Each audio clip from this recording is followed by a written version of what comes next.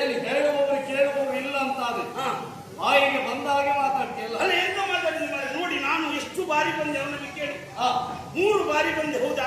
ಒಂದು ಪ್ರತಿಕ್ರಿಯೆ ಆದ್ರೂ ಒಮ್ಮೆ ಉಂಟ ಮರ ಇದೆ. ಯಾರು ಮತ್ತೆ ನಿನ್ನನ್ನು ಮಾತಾಡ? ಹೌದು. ನೀನು ನಿನ್ನಂತವರನ್ನು ಮಾತಾಡಿಸುವುದಲ್ಲ.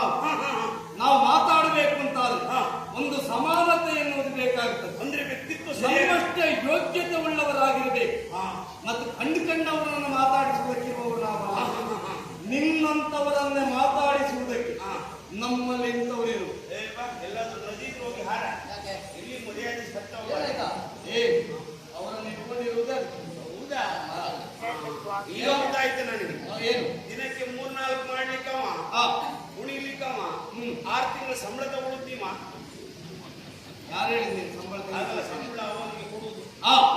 ಸಂಬಳ ತೆಗೆದುಕೊಳ್ಳುವವ ಅಲ್ಲ, 4 ಜನರಿಗೆ ಸಂಬಳ ಕೊಡುವ